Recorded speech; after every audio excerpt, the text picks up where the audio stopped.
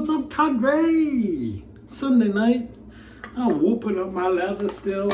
So the deal is, some time ago, Dave in Kentucky, I don't know how it came up, but he mentioned, you know, every now and then, drink a little, too much water. You know, you have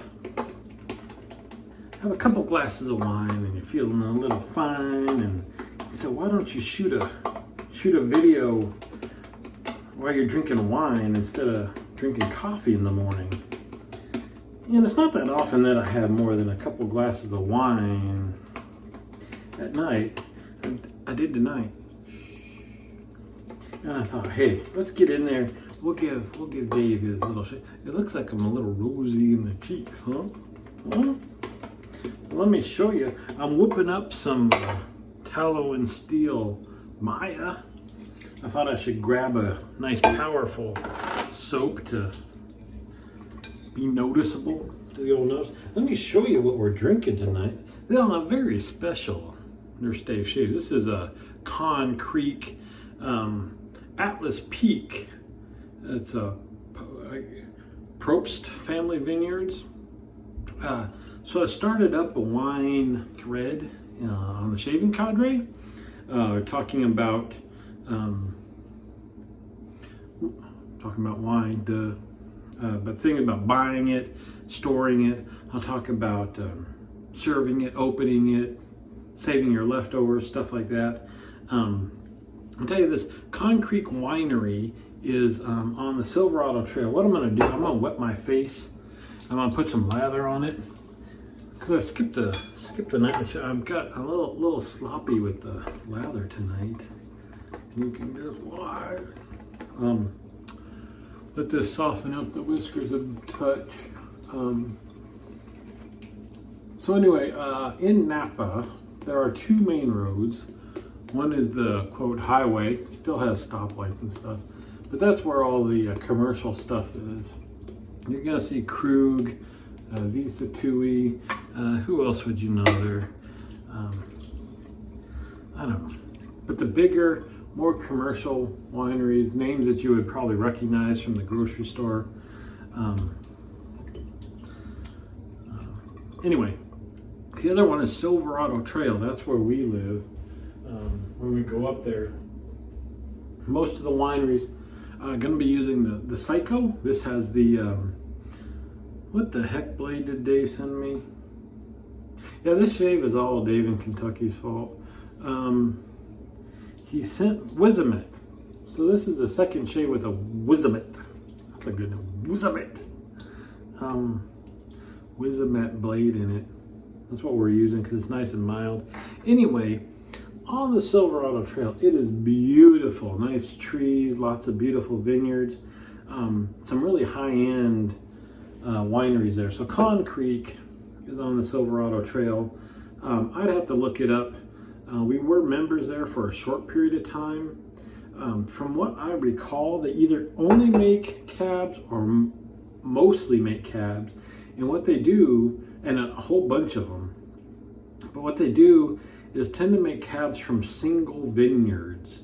So you can have, like, if you buy something that says California Cab, that means the grapes could come from anywhere in California, which, good on you, but they're buying less expensive grapes from all over the freaking place. You can buy, say, like a Napa Valley Cab, where within Napa Valley, they could buy grapes from all over the place. When you get to, I think it says it on here, AVA, I can't remember, it's something viticultural area, some AVA, something viticultural area, I believe.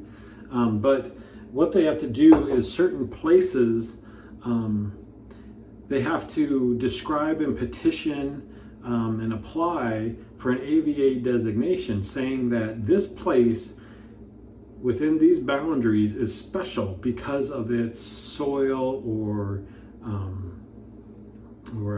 not atmosphere, like weather conditions, that kind of stuff. But basically, like, contained here is different than all the rest of the areas around it. And Napa Valley, because of all the soil differences and mountainside vineyards and flatland vineyards and different weather conditions, has all sorts of AVAs. I think it's the most dense in the world of just different areas of grape growing. I mean, you can have different AVA from one side of the road to the other based on soil conditions and runoff and stuff like that. Anyway, so when you have, this is AVA series, so Atlas Peak is an AVA, so that means that within that, just that specific, so Napa Valley itself is pretty small. I'm gonna quote some ballpark numbers, I forget what it is, but I think it's like 14 miles wide and 21, it's not that big. Napa Valley itself is pretty small for how many wineries are there. I'm gonna go ahead and rinse this off and we'll get shaven. Should be softened up a bit here. But then when you get to Vineyard Specific, it's just what it sounds like.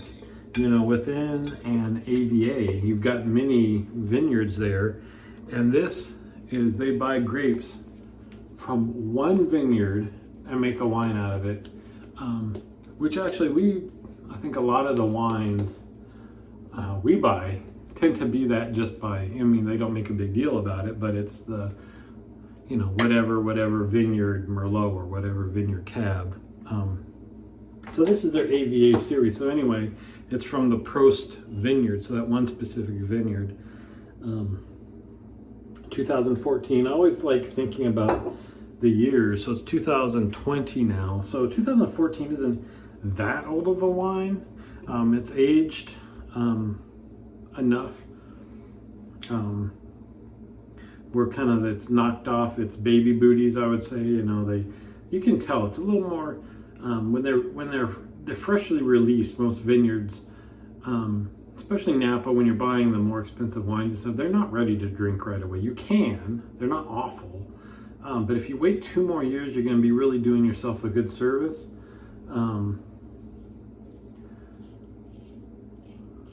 In terms of smoothness, decreasing the acidity a little bit, smoothing out the tannins a little bit. Anyway, so I like to think about like how long ago some guy was in those fields harvesting these grapes.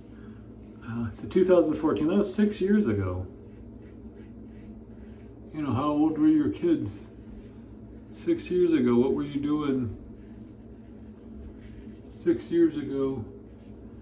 Different president 6 years ago. What else was different? So you think back then, oh, we haven't even shared, I showed you what we're drinking. Cheers. I don't know the rules for, are you allowed to drink on YouTube? Of course you are. I've seen people tasting wine and things on YouTube. Here we go.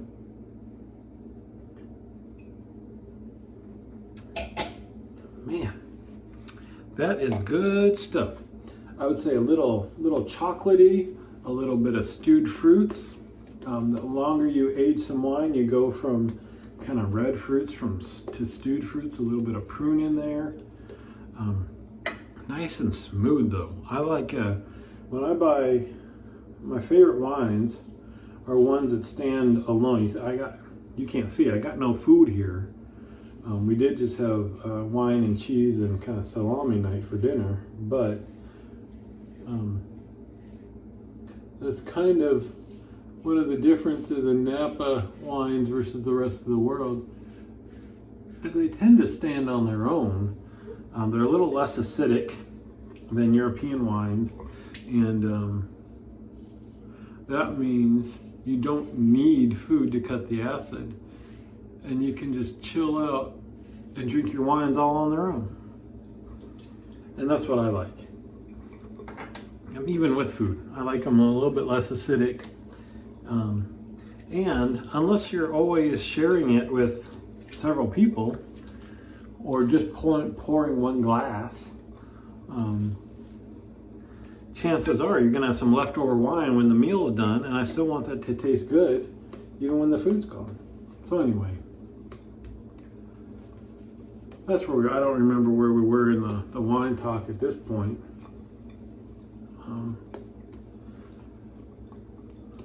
So anyway, so we were members at Con Creek for a short bit.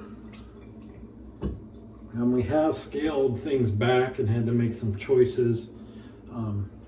Here you go.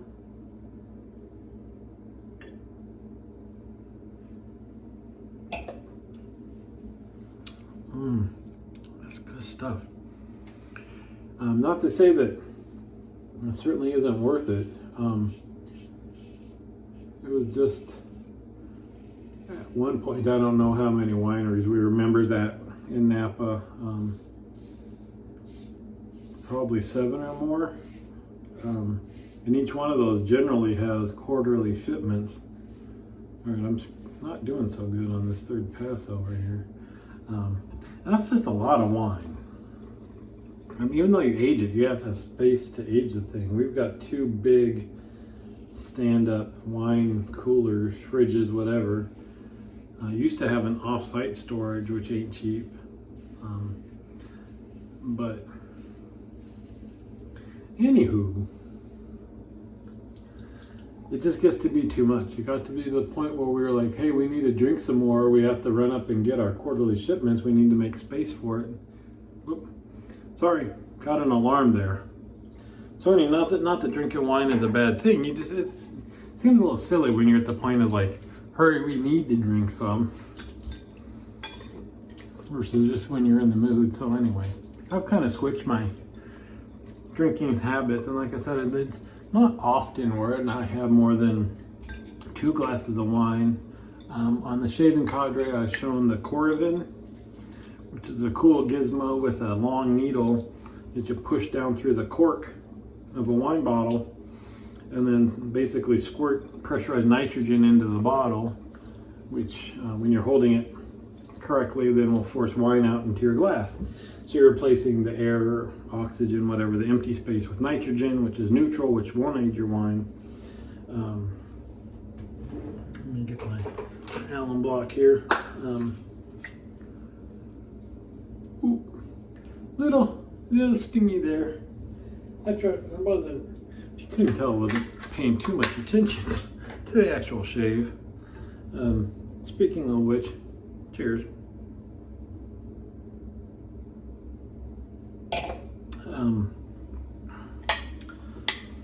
But instead of, because I hate day-old wine, or even older.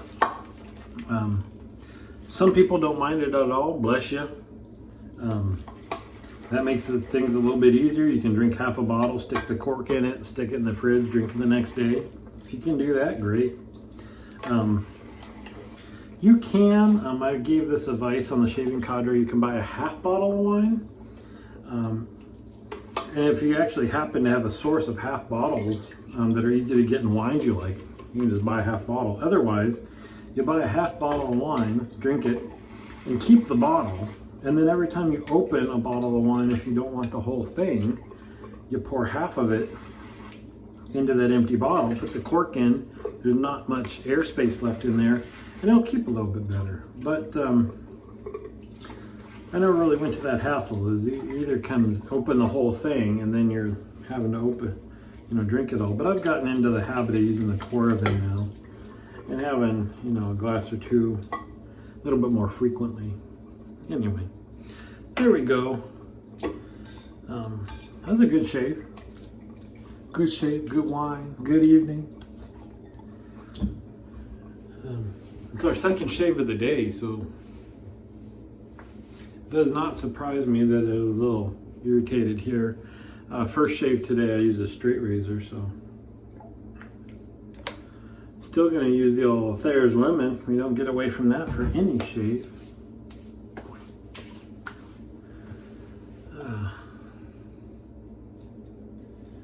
So there we go. It's funny. Dave and I have I don't know if it's a competition. No, it's not a competition, but I think we both enjoy doing it, seeing how many shaves in a row, days in a row we can shave. I'm up to like 540 something. So this will be silly. So it's like in the evening, Sunday evening, I'll still get up Monday morning and shave. There's gonna be almost nothing there. This was not much of a shave itself because I shaved this morning. But then the other thing is, it kind of goes, I think it goes unsaid, but he got more shaves than me last year. He got 367, I believe. I think he did 2 days where he doubled up on his shaves. I didn't do this for that purpose, but I think it's just another thing to kind of rib each other about. So this gives me a doubled up day shave. And he's already got one for this year, so we're tied now, buddy. Anyway, there we are. Last of the bottle. Enjoy your shaves, enjoy your evening. Hope you had a good weekend. And I'll see you on the forums.